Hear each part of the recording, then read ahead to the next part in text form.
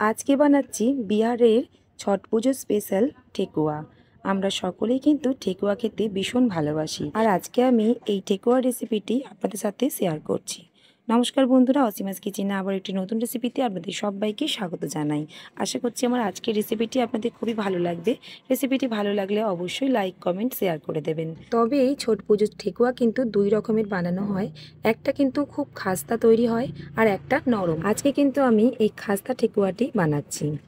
ঠেকুয়া বানানোর জন্য প্রথমে একটা আমি বাটির মাপ করে নিয়েছি। এক বাটি নিয়ে নিয়েছি আটা, আর নিচ্ছি ওই বাটিরই হাফ বাটি ময়দা। আপনারা চাইলে আটা দিয়েও শুধু বানাতে পারেন, কিংবা ময়দা দিয়েও বানাতে পারেন। আর ওই বাটি মেপেই নিয়ে নিচ্ছি আমি 3/1 সুজি।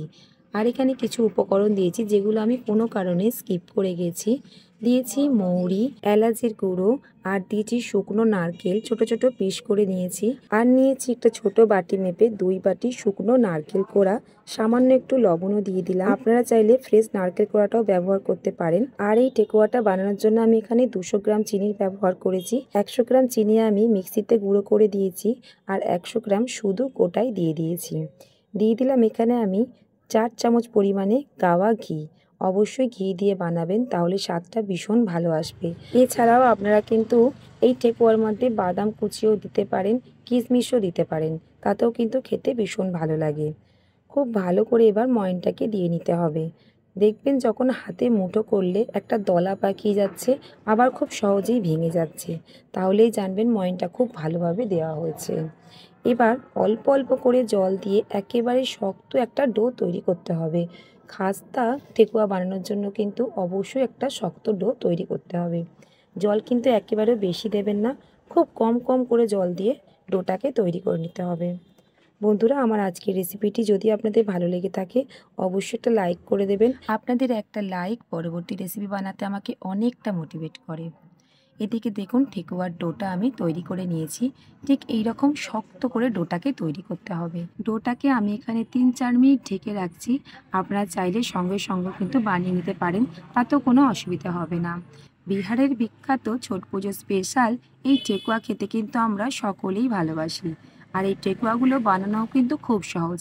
আপনারা বানিয়ে বেশ কয়েকদিন স্টোর করে রেখেও খেতে পারবেন। ডোটাকে দেখে আপনারা বুঝতে পারছেন ঠিক আমি কতটা শক্ত করে ডোটাকে তৈরি করেছি। এবার বিভিন্ন রকমের শেপে তৈরি করা যায়।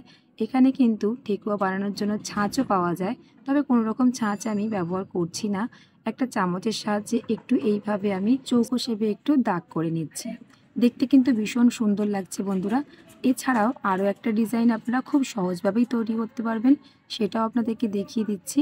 এটাও কিন্তু বানানো খুব সহজ।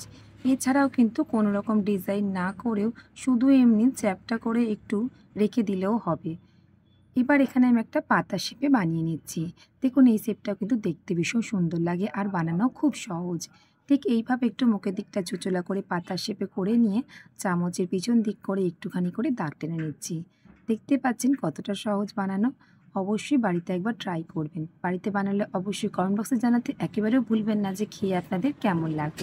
আর আপনারা কি কোথা থেকে আমার এই ভিডিওটি দেখছেন অবশ্যই কমেন্ট করে জানাবেন। সবগুলো একইভাবে বানিয়ে নিয়েছি। আরও একটা থালায় কিন্তু বানিয়েছি, অনেকগুলোই ঠেকুয়া তৈরি হয়েছে। এবার আমি ভেজে নেব। খাস্তা ঠেকুয়া বানানোর জন্য কিন্তু তেলটাকে একেবারেও হাই ফ্লেমে গরম করা যাবে না। তেলটাকে আমি এখানে একেবারে হালকা আঁচে গরম করেছি। দেখতেই পাচ্ছেন তেলটা কিন্তু বেশ ভালো রকমই ঠান্ডা রয়েছে। ঠান্ডা তেলের মধ্যে ঠেকুয়াগুলোকে দিয়ে দিয়েছি। গ্যাসের আঁচটা কিন্তু একেবারেই লো করে রেখেছি। লো ফ্লেমে একটু সময় নিয়ে বেশ লাল লাল করে ঠেকুয়াগুলোকে ভেজে নেব। প্রথমে কিন্তু একেবারেই উল্টানোর দরকার নেই। একটা পাশ ভালোভাবে ভাজা হয়ে আসবে, তারপরে অপর পাশটা উল্টে দিতে হবে। ঠেকুয়া বানানো কিন্তু বন্ধুরা খুবই সহজ। একবার দেখে নিলেই আপনারা খুব সহজে বাড়িতেই বানাতে পারবেন। আর এই খাস্তার ঠেকুয়াগুলো বেশ কিছুদিন রেখেও কিন্তু খাওয়া যায়। ঠেকুয়াগুলোকে একটা পাশ এইভাবে উল্টে দিলাম, আবার এই পাশটাও কিন্তু বেশ ভালো করে লাল লাল করে ভেজে নেব। দেখুন কতটা সুন্দর করে লাল লাল করে ঠেকুয়াগুলোকে ভাজা হয়ে গেছে। আর ঠেকুয়ার গায়ের মধ্যে দেখুন একটা করে কিন্তু ফাটলও চলে এসছে। তার মানে ঠেকুয়াগুলো কিন্তু খুব ভালোভাবে ভাজা হয়েছে এবং খাস্তা হয়েছে। সমস্ত ঠেকুয়াগুলোকে আমি তেল থেকে তুলে নিয়েছি, কিন্তু তেল আবার ঠান্ডা হয়ে যাবে, তারপরে আবারও পরের ঠেকুয়াগুলোকেও ভেজে নেব একইভাবে। একইভাবে আমি দেখুন সমস্ত ঠেকুয়াগুলোকে ভেজে নিয়েছি। দেখতে বন্ধুরা ভীষণই সুন্দর হয়েছে, খেতেও ভীষণ ভালো লাগে। বাড়িতে অবশ্যই ট্রাই করে দেখবেন। প্রচণ্ড খাস্তা হয়েছে, এখন একটু গরম আছে যদিও। যখন খুব ভালোভাবে ঠান্ডা হয়ে যাবে আরও কিন্তু খাস্তার ভাবটা বেড়ে আসবে। বন্ধুরা, আমার আজকের রেসিপিটি আপনাদের কেমন লাগলো অবশ্যই কমেন্টে জানাবেন। যদি ফেসবুক পেজ থেকে দেখেন পেজটিকে ফলো করে নেবেন, ইউটিউব থেকে দেখলে চ্যানেলটিকে সাবস্ক্রাইব করে নেবার অনুরোধ রইল। পাশে থাকা বেল আইকনটি অবশ্যই প্রেস করবেন, তাহলে যখনই আমি নতুন কোনো ভিডিও আপলোড করব সর্বপ্রথম আপনাদের কাছেই পৌঁছে যাবে। আজকের মতন তাহলে আসি, আবারও দেখা হচ্ছে অন্য কোনো রেসিপি নিয়ে। ভালো থাকবেন, সুস্থ থাকবেন।